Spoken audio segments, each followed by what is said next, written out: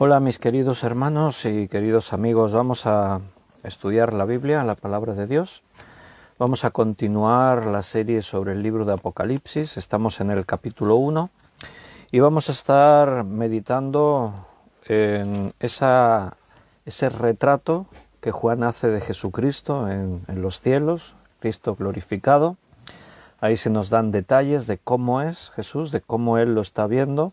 Utiliza símiles para intentar que comprendamos un poco de lo que Él está visionando, ya que las cosas celestiales, o bien casi que no hay palabras, o no sabe cómo explicar lo que hay allí en los cielos y lo que Juan estaba viendo.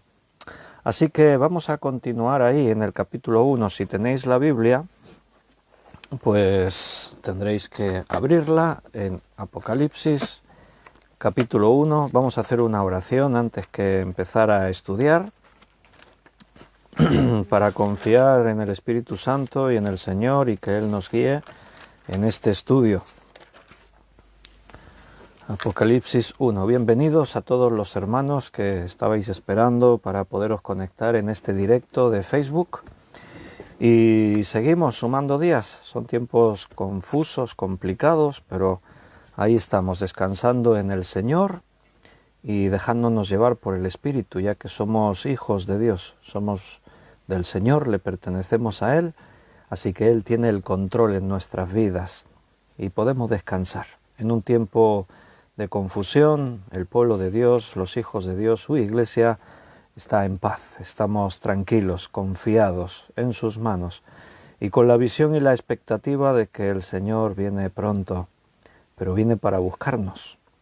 Apocalipsis no es un fin trágico, Apocalipsis es el comienzo, un nuevo comienzo para todos aquellos que le aman y desean estar con el Señor.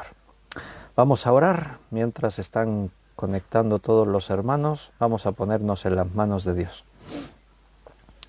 Padre, muchas gracias por esta nueva oportunidad que nos das de estar con nosotros y abrir tu palabra. Es una oportunidad de entrar a tu presencia. Cuando abrimos la Escritura, cuando abrimos la Biblia, ese es un momento celestial porque tu palabra cobra vida y nos habla a cada uno según la necesidad que tenemos. Por eso venimos con la expectación a ver qué es lo que tú nos quieres decir hoy, qué son aquellas cosas que quieres traer a nuestra vida, enseñarnos.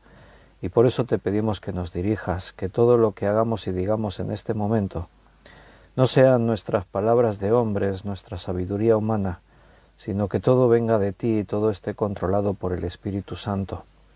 Bendícenos y danos sabiduría para poder explicar tu palabra conforme a la verdad que quieres transmitirnos y danos sabiduría para entender todo aquello que a cada uno quieres decirnos.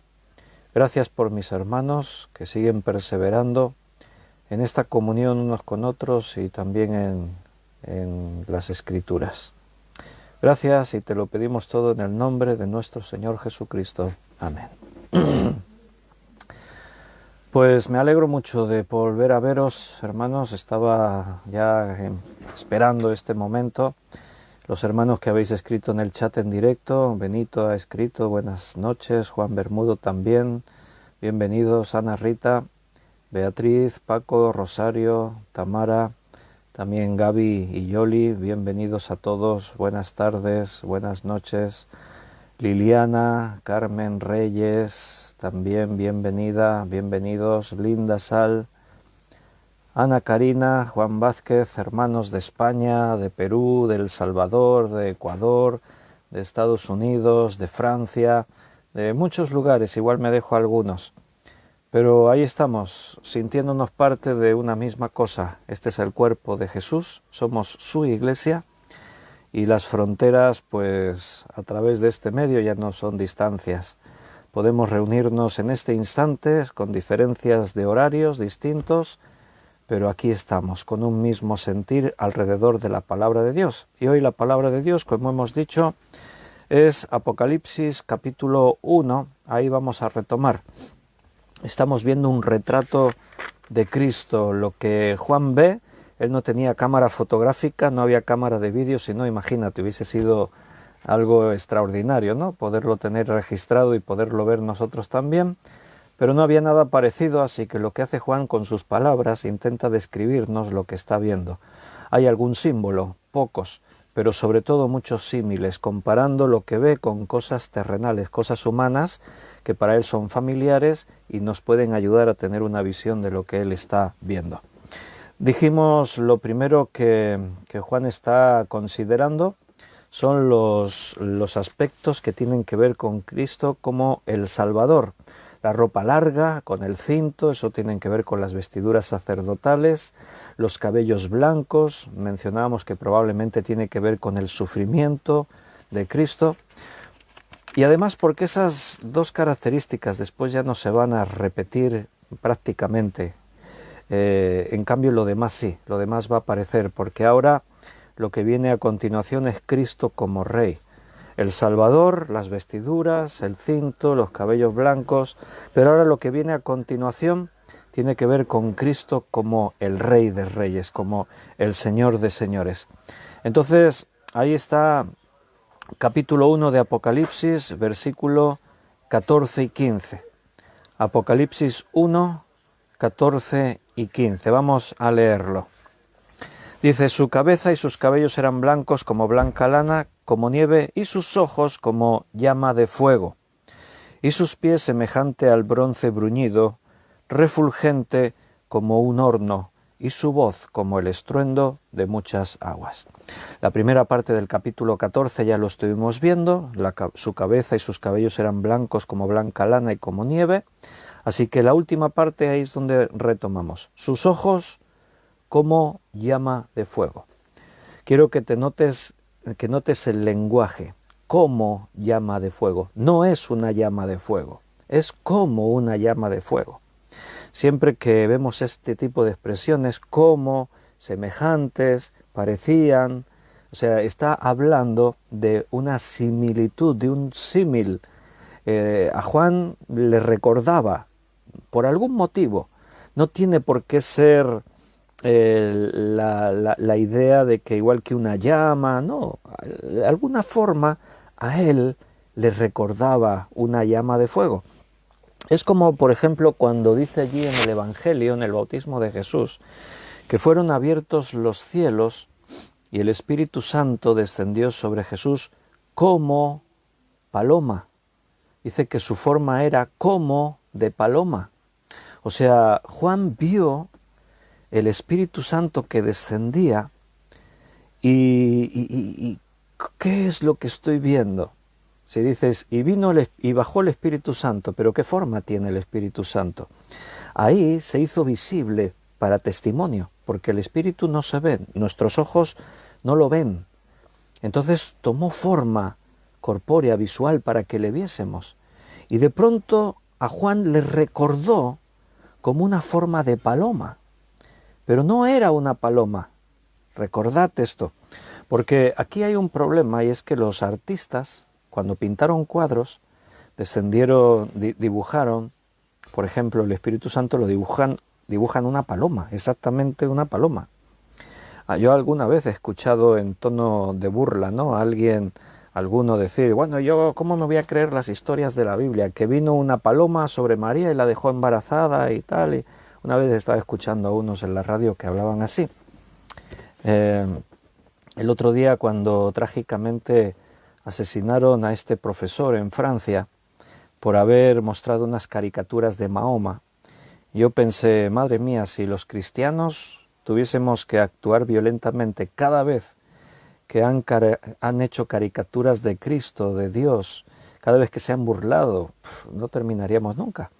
Pero es algo que ya sabíamos. De hecho, es una prueba, mejor dicho, un cumplimiento de las profecías. Cristo dijo, a mí me han perseguido, a vosotros os perseguirán.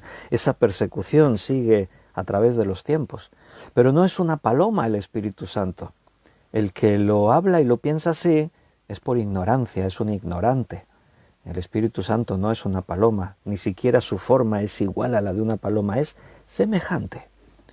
Te lo puedes imaginar como algo difuminado, como un ser especial, espiritual, con una especie de forma de ave. A Juan le recordó una paloma y dijo, como paloma, pero no es literal. Aquí dice sus ojos como llama de fuego. No es que tenía ahí unas llamas de fuego en los ojos, no, de alguna forma, cuando Juan ve los ojos de Cristo, dice, caray, son como una llama de fuego. Ahora que cada uno se lo imagine como quiera, ahí tenemos la similitud en relación a eso. Pero uno se lo puede imaginar de una forma, otro se lo puede imaginar de otra. Ahora nos quedamos con el concepto. El concepto es que su mirada no es una mirada así como la de cualquier hombre. Mira, de por sí la mirada es una de las características personales, únicas, individuales de cada ser humano. Con la mirada decimos muchas cosas. A veces no hay que hablar. Con la mirada ya decimos todo.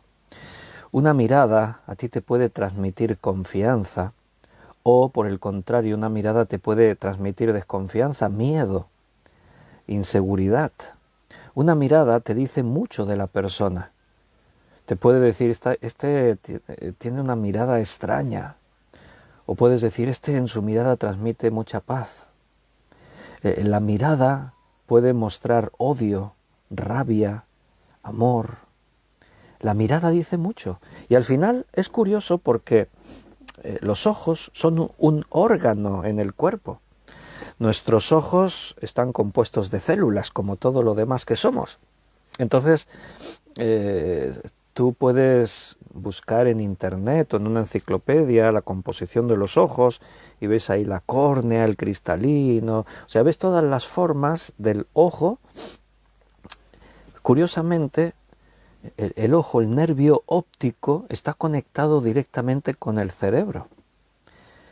Pero la mirada no es solo un órgano en nuestro cuerpo. La mirada transmite algo de nuestra personalidad, del alma.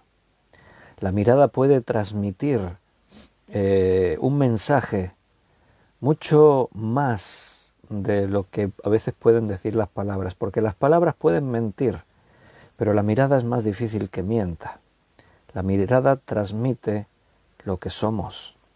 Entonces podemos estar confiados que aquí cuando Juan dice que sus ojos eran llama de fuego, eran llama de fuego. Ahora imagínatelo como tú quieras, pero lo que él vio en sus ojos era algo poderoso, algo consumidor, algo abrasador. Era algo que le traspasaba, que le llegaba a su interior. No era así una mirada cualquiera. Esta parte del cuadro se refiere a las futuras actividades de Cristo. Estos rasgos se vuelven a mencionar en el tiempo del fin, del cumplimiento. Ojos como llama de fuego y pie semejante al bronce bruñido. Bueno, eso tiene que ver también con la actividad de Jesús como juez supremo. Él juzgará al mundo. Entonces hablan también del juicio, porque si avanzamos un poquito aquí en el libro de Apocalipsis y nos vamos hasta el capítulo 19 y miramos el versículo 11 y 12, Apocalipsis 19, 11 y 12, dice, vi el cielo abierto y aquí un caballo blanco y el que lo montaba se llamaba Fiel y Verdadero y con justicia juzga y pelea. Sus ojos eran como llama de fuego, había en su cabeza muchas diademas y tenía un nombre escrito que ninguno conocía sino él mismo. Bueno, ahí aparece Cristo y aparece como juez, porque dice, con justicia juzga y pelea. Viene montando un caballo blanco, como los conquistadores, los generales, cuando volvían de la guerra y entraban triunfales montando sus impresionantes caballos blancos, caballos de guerra. Bueno, ahí está esa imagen de Jesús. Y menciona, sus ojos eran como llama de fuego, habla de las diademas en su cabeza, esos son las coronas. No estoy analizando ahora el capítulo 19, solo mostrándote que los ojos de fuego y los pies semejantes al bronce bruñido tienen que ver con Cristo como juez. Su capacidad de escrutinio, de observarte y sentir que esos ojos son como un fuego que penetran en tu interior y lo pueden ver todo. Ante un juez humano, bueno, tú puedes probablemente tratar de mentir. Es un hombre, se le puede intentar engañar. Mira, los jueces, la policía, estas personas que por su trabajo tienen que tratar con personas y tienen que escuchar argumentos, tienen que escuchar declaraciones, ellos saben que una gran mayoría de veces la persona que está delante de ellos les va a intentar engañar. Entonces ellos hacen estudios de lenguaje corporal, cómo nuestras facciones, cómo nuestros gestos nos delatan si estamos mintiendo, estamos diciendo la verdad. Entonces, si tú no miras a los ojos, si tiendes a hacer un gesto de bajar la mirada, si te rascas mucho la cabeza o te tocas mucho la nariz, o haces gestos de tocarte la cara, o haces... se estudia todo eso. Los ojos, como hemos dicho antes, hablan mucho de lo que hay. Entonces, el juez humano, la policía, tratan de observar todo eso, captar los mensajes que nuestro cuerpo transmite al gesticular, a la expresión, etcétera, etcétera, para ver si realmente ellos creen que estamos diciendo la verdad o por el contrario hay sospechas de que mintamos. Bueno, los ojos de Cristo sin duda son diferentes a todo lo demás. Penetran hasta lo más profundo y pueden ver todo, hasta aquello que tú creías que nadie se había enterado, lo pueden ver todo. Por eso aquí tanto los ojos como llama de fuego y los pies semejantes al bronce bruñido se refieren al juicio, a la persona de Jesús como juez. Ojos que tienen pleno conocimiento. Los pies, la capacidad del juez para pronunciar una sentencia e imponer un castigo. Te voy a poner un ejemplo aquí en Apocalipsis 2, versículo 18. Y escribe el ángel de la iglesia en Tiatira, el Hijo de Dios, el que tiene ojos como llama de fuego y pies semejantes al bronce bruñido, dice esto: yo conozco tus obras, y amor, y fe, y servicio, y paciencia. ¿Notas? Aquí Cristo está discerniendo las obras, la vida de una iglesia. Y para hablar de esa capacidad de discernir esto, menciona esta característica: el que tiene ojos como llama de fuego y pies semejantes al bronce bruñido. ¿Qué es eso de pies semejantes a bronce bruñido? ¿Qué quiere decir eso? Bueno, pues los pies semejantes al bronce bruñido, el bronce bruñido es ese bronce bien pulido, resplandeciente, puro, casi podía ser como un espejo. De hecho, en los tiempos que se escribe esto se hacían espejos así con bronce tan pulido que te podías ver reflejado en él. Entonces la relación de ojos de fuego, de pies semejantes al bronce bruñido, están hablando de esa actitud de Cristo para juzgar. Y lo interpretamos por eso, por los textos paralelos que mencionan a Cristo con estas características y actuando como juez, juzgando, observando, entrando a discernir las obras, las acciones de alguien, de las personas. Dice también en el versículo 15, estamos en el capítulo 1, sus pies semejantes al bronce bruñido, refulgente como en un horno, y su voz como el estruendo de muchas aguas. Su voz como el estruendo de muchas aguas.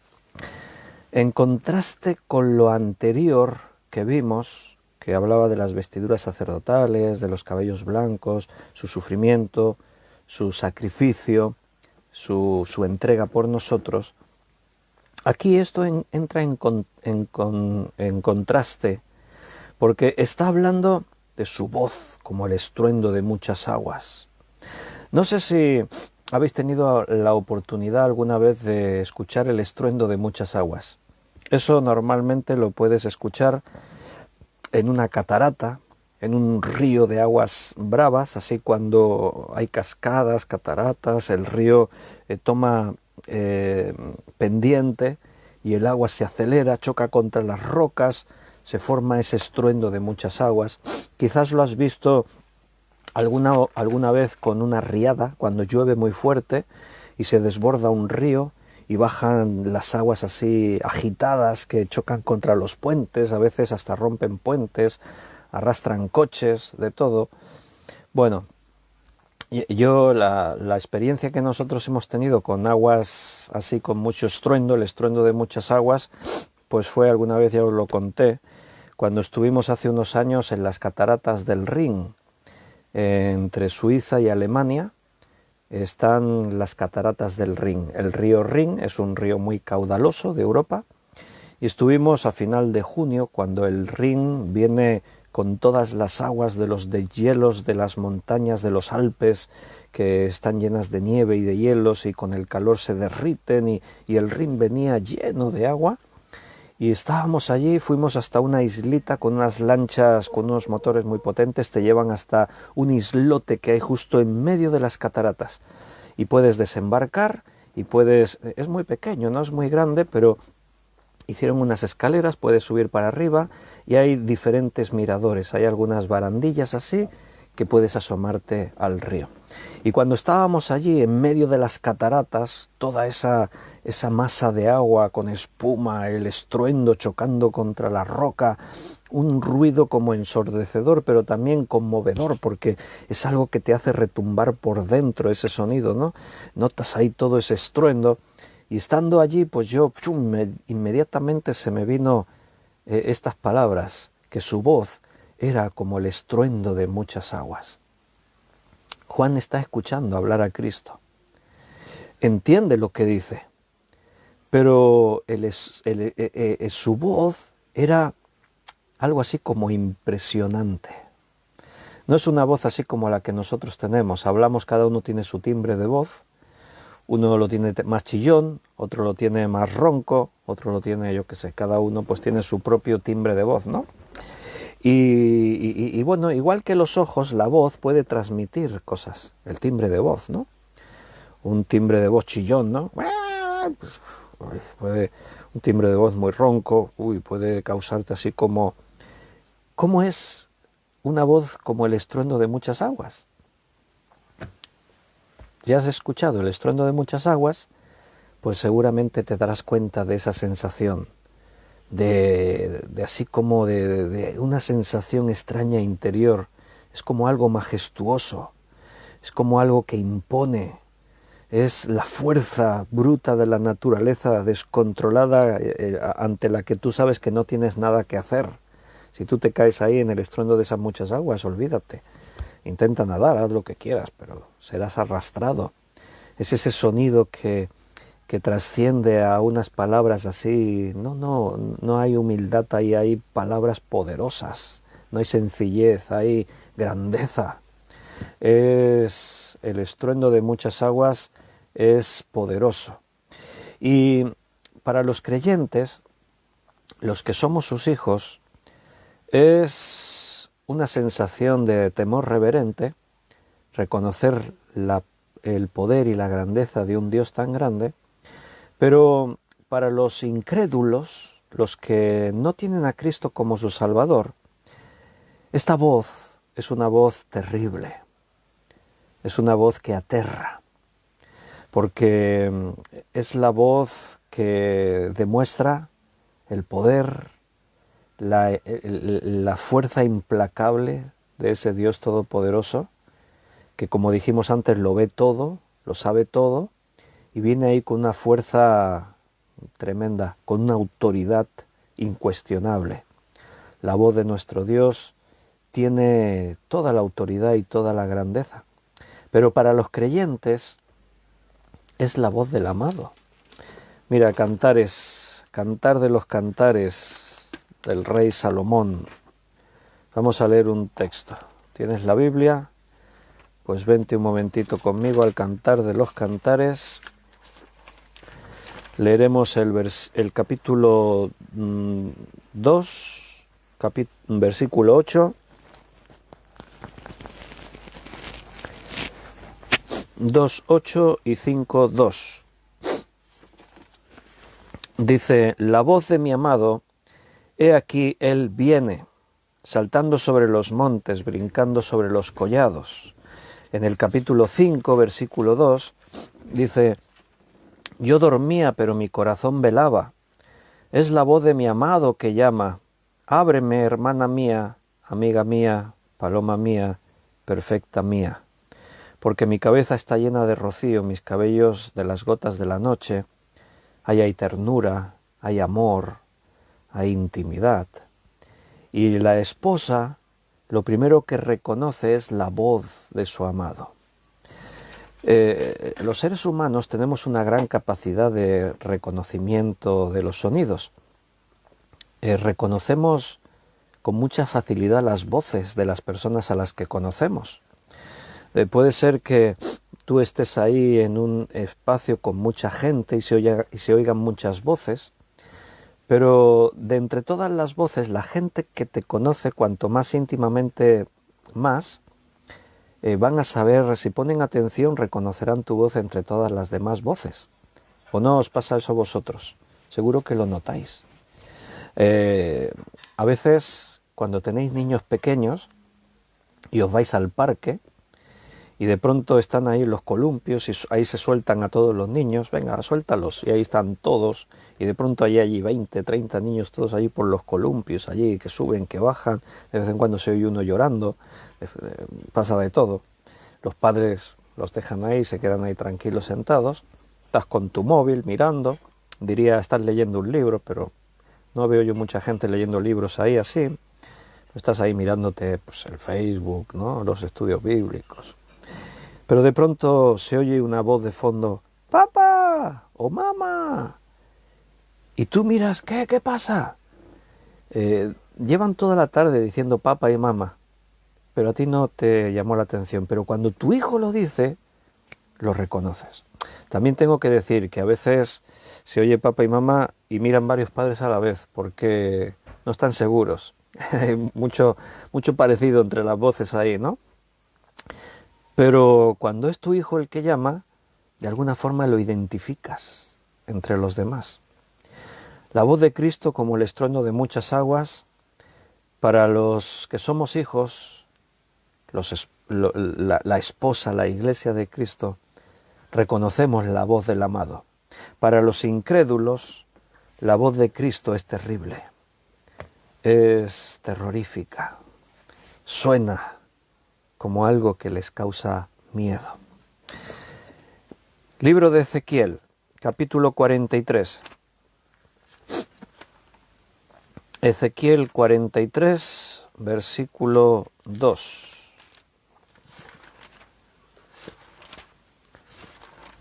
Ezequiel 43, 2.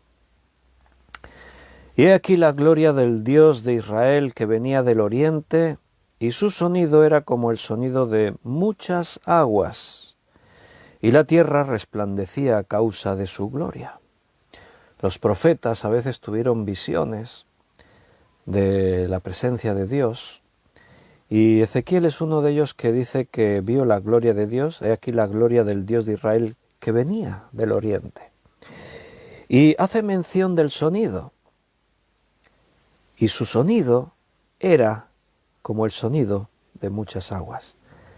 ¿Ves? No solo fue Juan el que buscó la similitud del sonido de la voz de Cristo con el sonido de las muchas aguas. A otros profetas les pasó igual. Cuando escucharon la voz de Dios, lo primero que pensaron es como el sonido de muchas aguas, el estruendo de muchas aguas. ¿Cómo será escuchar la voz de Dios? ¿No tienes ganas ya? Mira, otro ejemplo, Daniel, capítulo 10, versículo 6. Daniel 10, 6. Su cuerpo era como de berilo, su rostro parecía un relámpago, sus ojos como antorchas de fuego, y sus brazos y sus pies como el color del bronce bruñido, y el sonido de sus palabras como el estruendo de una multitud. Ahí lo tienes. ¿Te diste cuenta? Juan, Ezequiel, Daniel, diferentes personajes bíblicos que tuvieron visiones parecidas, vieron la gloria de Dios, escucharon el sonido de su voz. Aquí Daniel no solamente habla de sus palabras como el estruendo de una multitud, dice una multitud, sino que también habla de sus pies como el bronce bruñido, sus ojos como antorchas de fuego. ¿Te das cuenta? Interesante, ¿verdad? Bueno, nos volvemos a Apocalipsis, capítulo 1, versículo 16. Apocalipsis 1, 16. Decía antes Alina, bueno, se ve que Víctor ya está mejor. Es curioso, porque estoy todo el día bien, pero me siento aquí, me pongo a hablar y me noto así como agüilla, y que los ojos así como que me pican. Más que un resfriado, es como una especie de conjuntivitis que me da como un picor en los ojos, y entonces por eso pues me da así como moquear, ¿no? Pero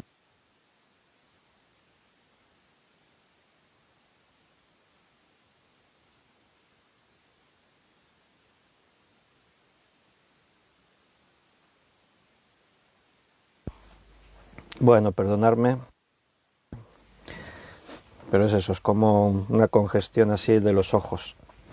Pero no pasa nada, seguimos. He desconectado el sonido porque tengo el micro aquí y me dice a veces Belén y eso, cuando bebes se oye ahí. Bueno, estoy bebiendo. Podía hacer pero no, intento ser discreto. Bueno, habéis visto, ¿no? En la misma visión, Ezequiel, Daniel, Juan coinciden en los aspectos. Les recuerda lo mismo a unos y otros. Ojos como llama de fuego, como antorchas encendidas, los pies como el bronce bruñido, su sonido de la voz como el estruendo de muchas aguas.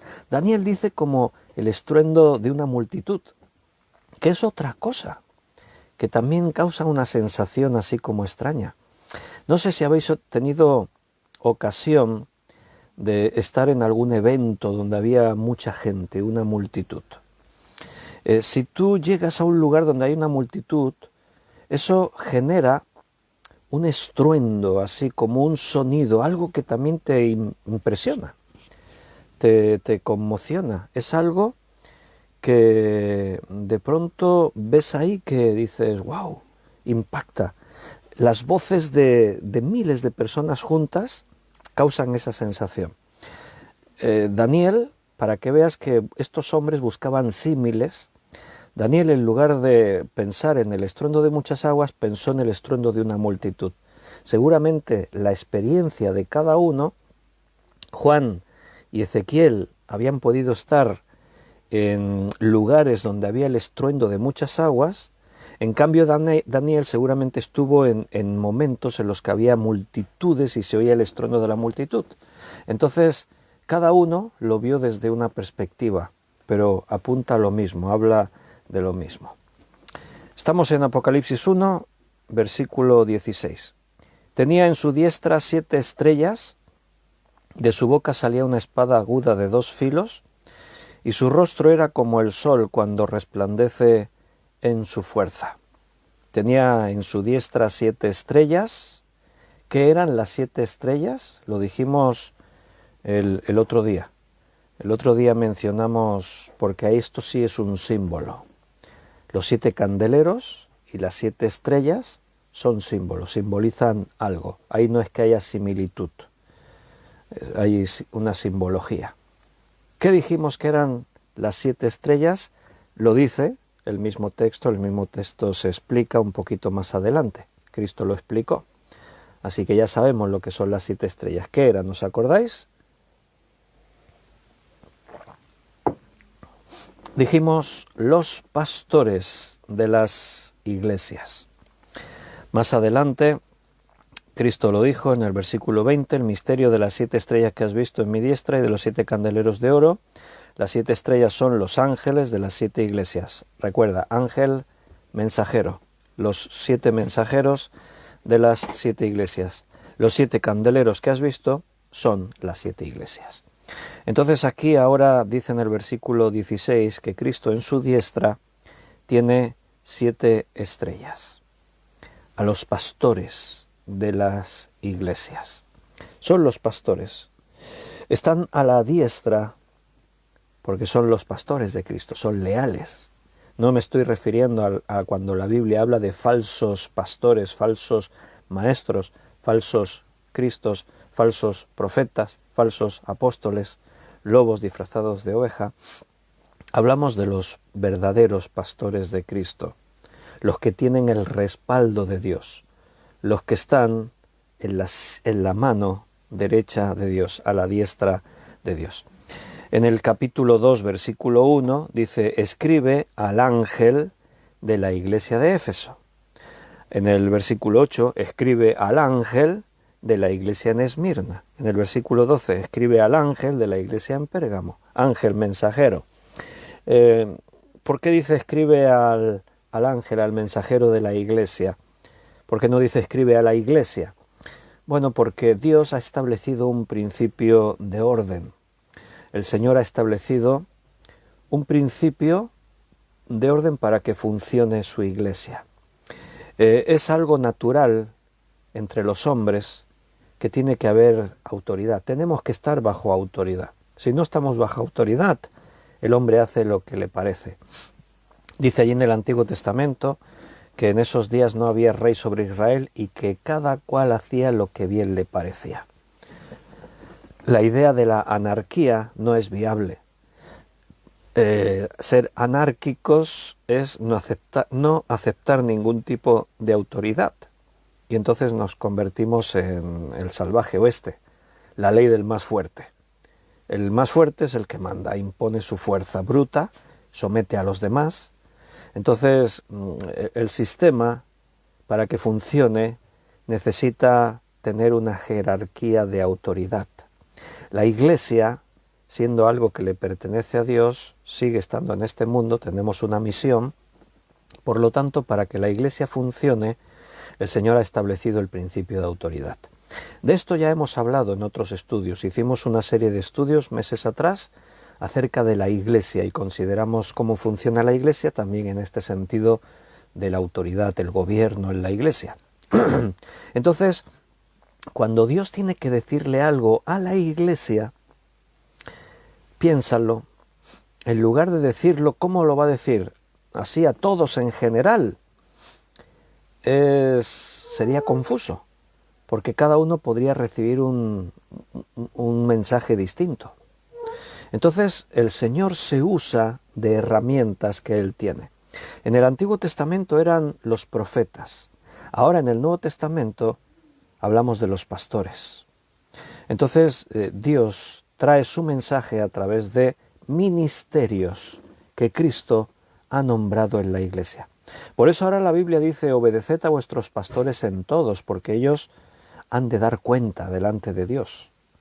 O sea, ahora el pastor, el verdadero pastor, estamos hablando de los que están puestos ahí por Cristo y Cristo guía y trata con ellos. Porque después está todo lo demás, están los falsos, que hay muchos, por lo menos la Biblia lo dice. Muchos falsos se levantarán en los postreros tiempos. Entonces el Señor trata con el predicador, con el maestro, con el pastor, con aquel que tiene ese ministerio dado por Cristo para traer la palabra a la Iglesia. A mí me preocupa, me sorprende y me entristece ver con qué ligereza muchos miembros de iglesias tratan el tema del mensaje. Cuando el pastor, el predicador, está predicando en la iglesia y la gente está ahí escuchando y algunos incluso a veces ni se esconden los gestos como diciendo, yo no estoy de acuerdo con eso. No. Todos tenemos derecho a cuestionar, a debatir, a preguntar, a aportar. Todos tenemos ese derecho, pero fundamentado sobre la Escritura. Yo escucho y juzgo. Cuando vosotros escucháis, ahora me estáis escuchando a mí, tenéis que hacer igual, escuchad y juzgar lo que digo. No es que porque lo diga yo, que yo al final yo no soy nadie, pero si en lugar de estar yo ahí está un nombre de estos de predicadores muy conocidos, maestros muy reconocidos, y está ahí hablando, no porque sea este pastor tan conocido o este escritor tan nombrado, no es porque él diga y ya todos decimos amén. No, siempre tenemos que someter a juicio lo que se dice. ¿A juicio de qué? De la palabra de Dios. Todo tiene que estar en armonía con la palabra de Dios y recibirlo como palabra de Dios. Si yo estoy aquí hablando con mi sabiduría y estuviese aquí diciendo, pues mira, os voy a hablar de psicología, de metafísica, vamos a hablar de ciencia, vamos a hablar de... y no hay ninguna aplicación bíblica, ni consideramos el mensaje de la palabra de Dios y tal, pues podemos pasar un ratito entretenido, podemos enterarnos de cosas, pero para eso ya hay expertos. Si yo quiero saber de ciencia, escucharía a un doctor en física, en biología, en botánica, ¿entiendes? Si quiero saber de psicología, pues me escucho a un conferenciante que sea psiquiatra o sea psicólogo, experto, comunicador. Pero lo que hacemos nosotros es predicar la palabra de Dios. Todo predicador tiene que cuidar lo que predica. ¿Os acordáis en la otra clase del otro día en hermenéutica? Leíamos las palabras de Pablo a Timoteo. Le decía, ten cuidado de ti mismo y de la doctrina. Dicho de otra forma, ojo con lo que predicas, que sea la Biblia, la palabra de Dios. Todo comunicador cristiano, predicador, todo conferenciante, todo pastor, todo maestro, tiene que traer únicamente la palabra de Dios. No ideas y conceptos humanos, porque eso no nos sirve. Podemos recoger alguna enseñanza, pero fundamentado todo sobre la Escritura. Entonces, aquí Cristo trae un mensaje al pastor. Estos detalles bíblicos son importantes para ver cómo funcionan las cosas. No dice, escribe a la iglesia de Éfeso. No, escribe al mensajero de la iglesia de Éfeso. Cada uno de los pastores que están al frente de las iglesias, aquí en este país, en todos los países de los hermanos que estáis escuchando, en todo el mundo, recuerda, en Efesios dice que Cristo constituyó esos 5 ministerios. Entre ellos está el de pastor y maestros. Entonces Cristo edifica su iglesia. El Espíritu Santo opera en la iglesia con los dones. Los ministerios, dice allí, son para edificación de la iglesia. Los pastores tienen que dar cuentas a Dios de todo lo que hacen, dicen y cómo conducen al rebaño. Son responsables ante los creyentes delante de Dios. Entonces tenemos una responsabilidad. A quien mucho se le da, mucho se le pide a cambio, mucho se le exige, dice la palabra. Entonces tenemos que velar por lo que hacemos, tenemos que tener cuidado, porque en los dos planos, tanto el que es pastor como los que son ovejas, no menospreciéis a los pastores hermanos, estáis aquí de diferentes iglesias, cada uno tiene el pastor que Dios le puso, cada uno está en la iglesia donde Dios te colocó. No menosprecies jamás a tu pastor, porque cuando lo haces, estás juzgando, si juzgas al pastor, si le menosprecias, si murmuras, le criticas, acuérdate que lo estás haciendo contra Dios. La experiencia de Moisés en el desierto. Moisés no era perfecto. Su vida pasada contaba con ser un asesino. Asesinó a un hombre y escondió el cadáver. Lo vemos fallando algunas veces. Se fue huyendo de Egipto, se casó con una mujer cusita, de otra tribu, de otra raza. se ocupó en cuidar ovejas. No era nadie excepcional, dice que era torpe de palabra. Pero un día Dios le dice, ves a Egipto y libera a mi pueblo, tú serás el líder ante Israel, yo te voy a usar. Y el pueblo murmuraba contra Moisés, y Dios le decía a Moisés, no murmuran contra ti, murmuran contra mí. ¿Por qué? ¿Quién puso a Moisés ahí? Dios. ¿Qué es la iglesia? Algo que le pertenece a Cristo. ¿Quién está al frente de la iglesia? Aquel a quien Dios puso. Mira, es una cosa entre Dios y la iglesia. Si este pastor no tiene que estar ahí, Dios lo quitará, no te preocupes. No es que las iglesias callan y tragan todo lo que el pastor dice, no, recuerda, nosotros juzgamos los frutos. Y si algo está mal y no está conforme a la Escritura, lo decimos, pero conforme a la Escritura. Llevo más de 30 años de pastor y muchas veces he tenido que discutir con personas. Y siempre he dicho lo mismo hasta el día de hoy. Respeto mucho tu opinión, pero no podemos discutir sobre formas. Si tienes argumentos que sean basados y fundamentados en la Escritura. No tenemos que entrar en discusiones sobre si la pared del local de la iglesia tiene que ser gris o tiene que ser amarillo o tiene que ser... Algunos dirán, no, rojo como la sangre de Cristo. Hombre, vamos a tratar de imponer un sentido común en las cosas, pero esas cuestiones hay que dejarlas a los expertos, gente entendida, y siempre a unos les gustará más y a otros les gustará menos. La música a uno le gustará más de este estilo, a otro le gustará más del otro. Las sillas a uno le gustarán que estén puestas así, a otro le gustarán que estén puestas de otra manera. Y así podríamos hacer una lista muy larga. Pero el cristiano, como no se fija en las cosas terrenales, en las formas humanas, sino que está concentrado en lo espiritual, jamás va a discutir por esas cuestiones. Eso es de inmaduros.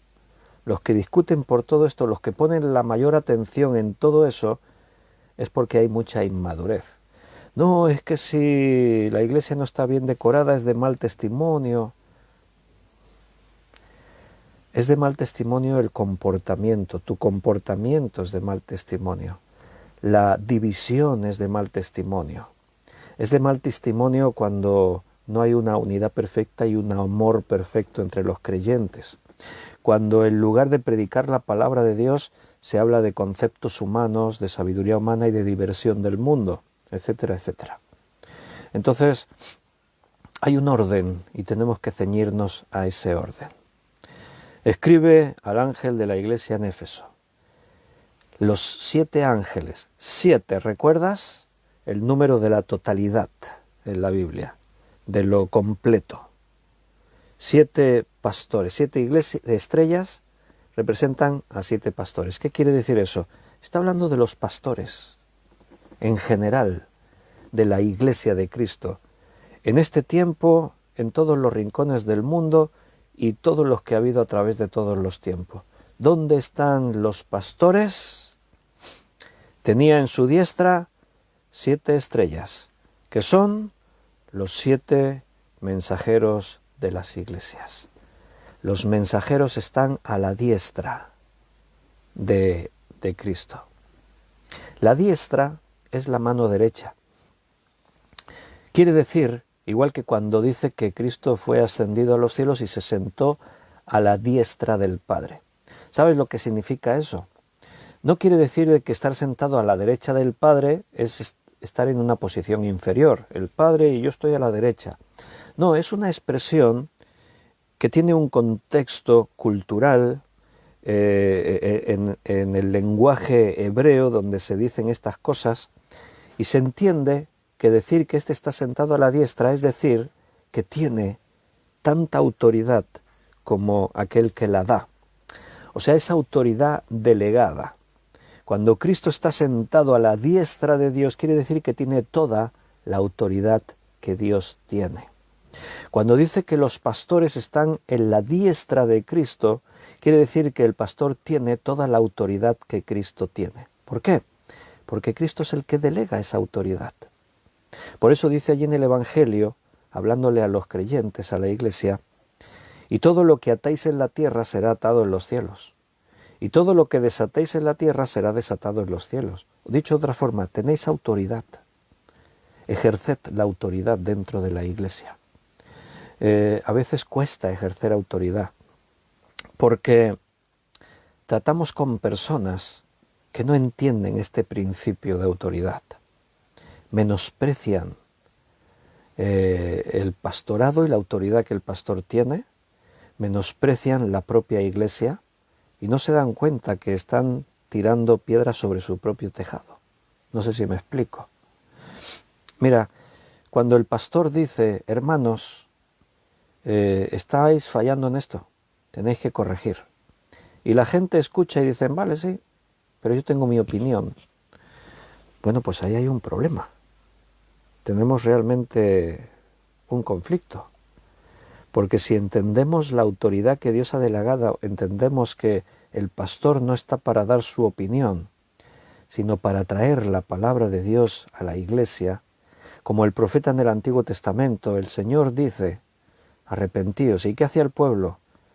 No solo no les escuchaban, a veces apedreaban a los profetas, hasta los asesinaban. ¿Y qué hizo Dios? Quitó su mano del pueblo y los dejó a su suerte. Si ellos quieren caminar por libre, adelante, caminad. ¿Y cómo terminó Israel? Desapareciendo del mapa, sufriendo en manos de sus enemigos, viendo cómo los masacraban. Ellos escogieron. Hermanos, tenemos que tener prudencia, seriedad, ser bíblicos. Yo, como pastor, perdonadme que hable de mí en primera persona, pero no voy a poner el nombre de otro, no voy a decir aquel pastor fulanito de tal, ¿no? Como pastor no es fácil, porque a veces lees en la Escritura verdades absolutas que tú sabes que tienes que transmitir a la iglesia, pero esas verdades duelen a veces a la iglesia. La mayoría no las reciben. Algunos se quejan, es que esta palabra es muy dura. Sí, pero es que esto no es nuevo. En mi cabeza resuenan cuando Jesús predicaba y la gente decía, no la gente, los apóstoles, dura es esta palabra, ¿quién la puede recibir? Es que la Biblia no es un mensaje para contentarnos, para que nos guste, para darnos jabón, hacernos la pelota, tratar de elogiarnos, decir qué buenos que somos. No es un tratado para superación personal, para elevar nuestra autoestima. La Biblia es el mensaje de Dios a los hombres. Recuerda, estamos en una guerra y en las guerras es necesaria la disciplina y no es fácil. Hay cosas que no son bonitas en las guerras, pero son necesarias. Entonces tenemos una responsabilidad delante de Dios. El pastor no es mejor que cualquier otro miembro en la iglesia, ni mucho menos. El pastor tiene una responsabilidad que Dios le ha dado. Y estos pequeños, digo pequeños por decir algo, detalles que hay en la Escritura, van complementando estudios y enseñanzas que ya hemos dado a veces en otros momentos. En su diestra, en la diestra de Cristo, están los pastores de todos los tiempos y de todas las iglesias. Eso quiere decir que esos pastores tienen la autoridad, la misma autoridad que tiene Cristo, porque tienen la autoridad delegada de Cristo, y quiere decir que también tienen que dar cuentas a Cristo de lo que están haciendo como pastores. Cada uno tenemos que dar cuentas de nuestra vida a Dios, donde Dios te puso y con la responsabilidad que te puso. Y además tienes que dar cuenta de ti mismo. El pastor tiene que dar cuenta de su propia vida y tiene que dar cuenta de la iglesia de Cristo. Así que, hermanos, busquemos a Dios, unámonos, estemos ahí perseverando en todas estas cosas.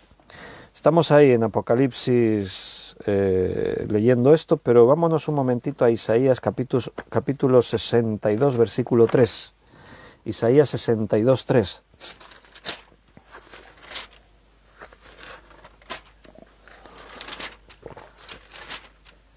Dice, y serás corona de gloria en la mano de Jehová, y diadema de reino en la mano del Dios tuyo. Ahí hay palabras para las personas a los que Dios pone con autoridad.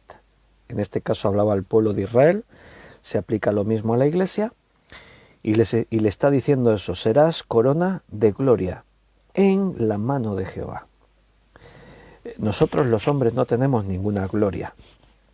Tú puedes ver la gloria que el mundo da a los hombres por ser un cantante muy famoso, por ser un deportista muy que ha triunfado mucho, ha conseguido muchos títulos, por ser un político con mucho poder, por ser un actor de Hollywood, así que le han dado no sé cuántos Oscars, súper conocido en todas partes. El mundo le da gloria a los hombres. Pero ¿dónde está la gloria de los hombres? Dímelo. Mira, se me viene a la cabeza un ejemplo de una persona pública, conocido por todos. Estoy pensando en Maradona, el futbolista. Maradona, bueno, como pasa casi siempre en el mundo de los deportes, era alguien a quien no le conocía nadie, pero de pronto un día un observador lo ve y ve que destaca en su forma de jugar, en su dominio del balón, y entonces lo reclutan para un equipo de fútbol conocido. Lo ponen en los niveles juveniles. Entonces cuando ven que este jugador destaca tanto, tiene una habilidad con el balón excepcional, llega un momento en el que está en el primer equipo. De ahí jugará también en la selección. Entonces, de pronto, de la noche a la mañana, un desconocido se hace súper famoso. Defiende los colores de su nación, los forofos del equipo al que pertenece lo idolatran, mete goles, resuelve partidos, gana trofeos para que todos estén felices. Entonces Maradona pasó eso, era un hombre pues que es reconocido como uno de los mejores jugadores de todos los tiempos. Suenan nombres como Pelé, Maradona, jugadores de este tiempo, Messi, bueno, otros jugadores que están por ahí, ¿no?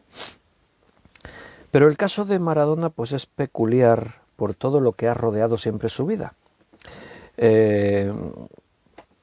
Incluso hay una especie de secta que tienen a Maradona como una especie de dios. Tienen altares a Maradona. Seguro que habéis oído de esto, no os estoy enseñando ahora nada nuevo porque ha salido a veces en noticias y está en internet, lo puedes buscar. Hacen oraciones a Maradona, lo tienen en altares, son como una especie de religión que han hecho Maradona. Pero estoy hablando de Maradona como futbolista, uno de los mejores futbolistas de todos los tiempos. Pero ¿y el Maradona como persona? Dios me libre de juzgar a las personas, pero juzgo sus obras. Estuvo enganchado con las drogas y encima fue algo muy feo, porque cuando se supo que tenía adicción a las drogas, justo en ese tiempo estaba haciendo campañas publicitarias para ser testimonio a los jóvenes de que no se metieran en drogas. ¿Os acordáis algunos de eso? Fueron campañas de publicidad que aparecieron en todos los medios. No tomes drogas, salía diciendo Maradona en la publicidad. Salía vestido de futbolista, no consumas drogas. Y él estaba consumiendo. Al poco tiempo de esa campaña se descubrió que era adicto a las drogas, tuvo que pasar por un proceso de desintoxicación. Ha estado metido en cosas turbias. No juzgo a la persona, hablo de los hechos. Entonces ahora pregunto, ¿y la gloria que los hombres le dan? Por ser un futbolista excepcional, ¿eso lo convierte como para algunos en una especie de Dios? No, es un hombre, como cualquier otro. Como tú y como yo, somos hombres. Actores de Hollywood, que la gente los idolatra, tienen el póster colgado ahí en la pared.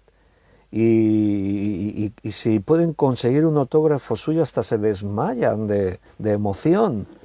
y después un día se saben las noticias que es un maltratador, maltrata a su esposa, golpea a su esposa, o es un violador.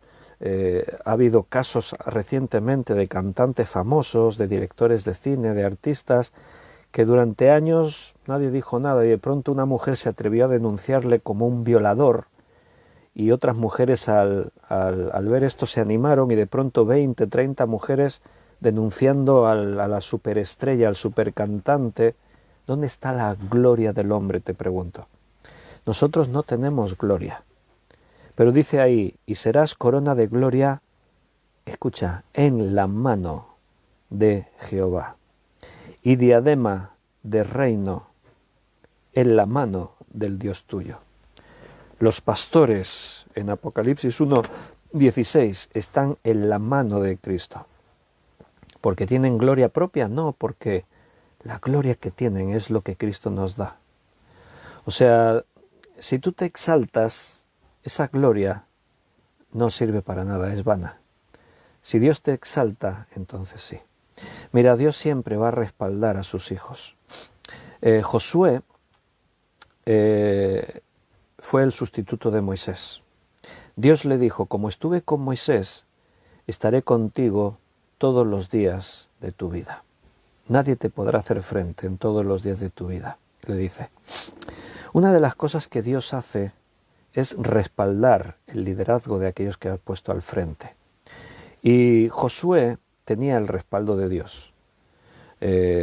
Cuando Josué escuchaba la voz de Dios y actuaban en obediencia, había victoria, ocurrían milagros, había triunfo. Siempre Dios estará sosteniendo el liderazgo de aquellos que son verdaderamente sus pastores, sus obreros, aquellos que están en el centro de su voluntad. Tenía una boca que salía, dice, tenía en su diestra 7 estrellas, y de su boca salía una espada aguda de 2 filos, y su rostro era como el sol cuando resplandece en su fuerza. Antes de eso estuvimos viendo que dice que Cristo estaba sentado en medio de los candeleros, los 7 candeleros. Y en el versículo 20 él explica que los 7 candeleros son las iglesias, las 7 iglesias, 7, la totalidad, algo completo. Entonces tenemos a Cristo en medio de la iglesia y sosteniendo en su mano a los pastores. Y dice, y de su boca salía una espada aguda de 2 filos. ¿Cómo te imaginas eso? Bueno, los artistas que pintan cuadros, pues dibujan ahí una espada saliendo de la boca de Cristo. Pregunta, ¿es eso lo que Juan estaba viendo? No, igual que lo de los ojos. A Juan, cuando Cristo miraba, le recordaba como una llama de fuego. Cuando él hablaba, le recordaba como una espada aguda de 2 filos. Pero el símil no tiene que ver con una imagen. El símil tiene que ver con un significado también. Puede ser que sea similitud en cuanto a una imagen, como antes dijimos, el Espíritu Santo como con forma de paloma, como una paloma. Pero también el símil busca el significado no de una imagen, sino del carácter, de algo que ocurre, del mensaje, de la personalidad. Se busca la similitud también. Entonces, cuando dice que de su boca salía una espada aguda de 2 filos, bueno, no está hablando de algo visual, una espada, sino que cuando Cristo hablaba, a Juan le recordaba a una espada de 2 filos, cuando las espadas en el campo de batalla eran usadas. Y bueno, te puedes imaginar, ¿no? Juan visualmente seguro que lo había visto muchas veces. Lo que es utilizar una espada romana. Las espadas romanas eran de esta forma, de 2 filos. En el griego es mashaira. Era una espada corta, de 2 filos, súper afilada, porque claro, es su herramienta de combate. En tu mano está la espada y tu vida dependerá de cómo la usas y de cómo está, si está bien afilada, si es efectiva. Eran espadas cortas porque eran muy maniobrables. Podían moverse rápidamente con esa espada en el cuerpo a cuerpo. Entonces Juan seguro que tenía una idea muy vivida de ver esas espadas en acción. Entonces a él de pronto la palabra de Cristo le recordaba así como una espada aguda de doble filo, una espada bien afilada. Aguda quiere decir eso, súper afilada.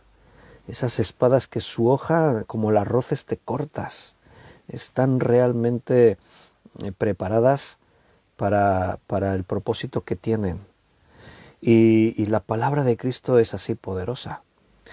Dice en Apocalipsis capítulo 55, vámonos un momentito allí y lo leemos. Apocalipsis 55, leeremos el versículo 11. Apocalipsis he dicho, no, Salmo. Salmo 55, versículo 11. Alguno estaba buscando ya en el libro Apocalipsis el capítulo 55, no existe, solo llega hasta el 22. Salmo 55, versículo 11. Dice, maldad hay en medio de ella, y el fraude y engaño no se apartan de sus plazas. Esto no es lo que yo quería leer.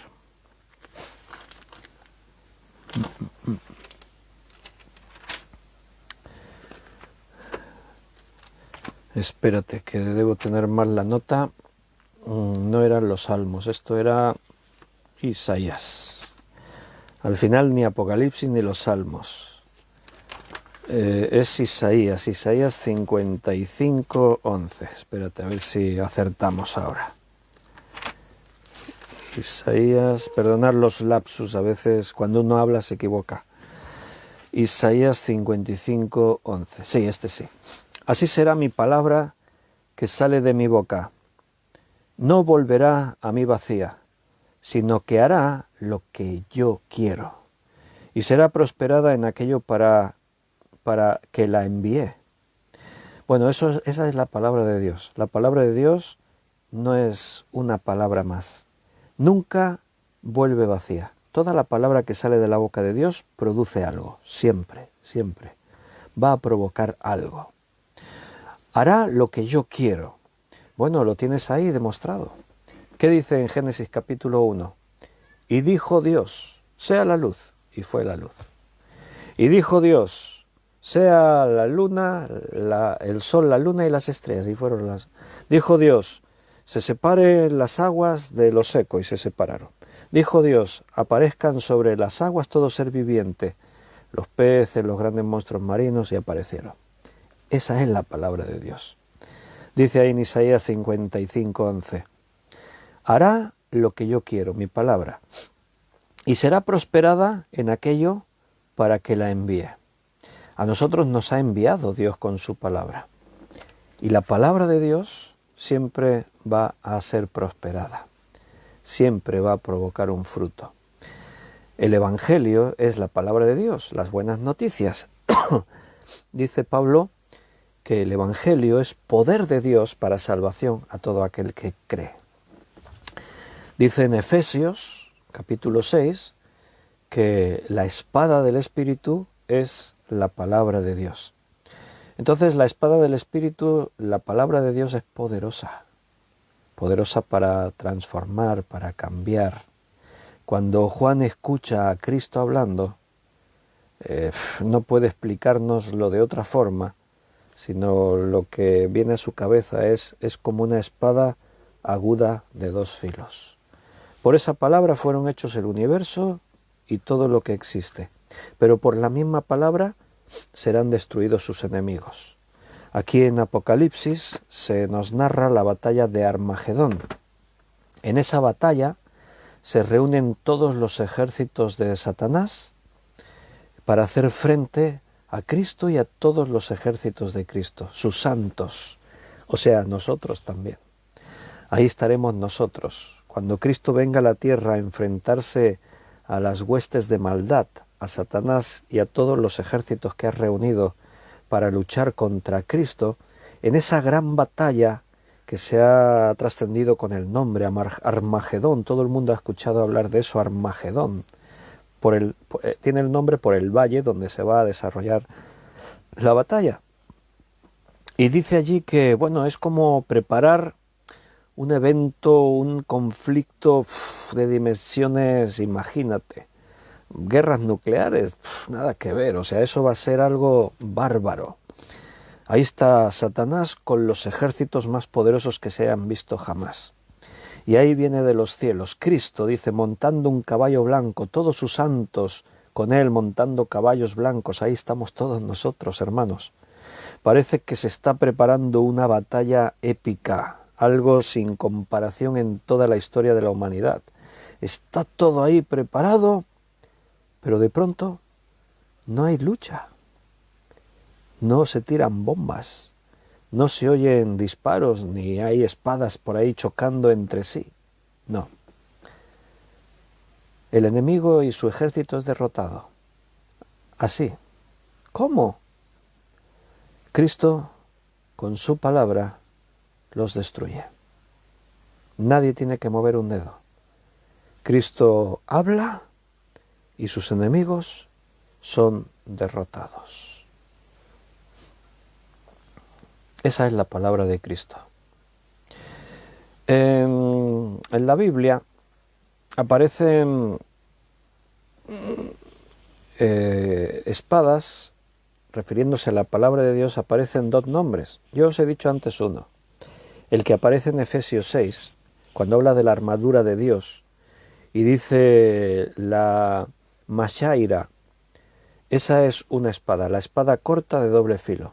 Pero después la Biblia utiliza en otros pasajes otro nombre de espada, solo que en castellano se traduce espada, y no nos damos cuenta de la diferencia, pero en el griego se utiliza otra espada, la ronfaia. Se escribe un poco raro, te lo voy a deletrear, porque tiene una J primero que no la pronunciamos, o por lo menos no sabemos pronunciarla. J, R, O, M, F, A, I, A. Ronfaia. La ronfaia, así como la mashaira es una espada corta, romana, de doble filo, la ronfaia es la espada tracia, era de un pueblo, los tracios usaban ese tipo de espada. Y era una cuchilla larga, ancha y pesada. Era una espada de esas grandotas que, peligrosísimas. Te voy a dar las citas. En Efesios 6:17 es donde dice la espada del Espíritu, en la palabra de Dios, esa es mashaira.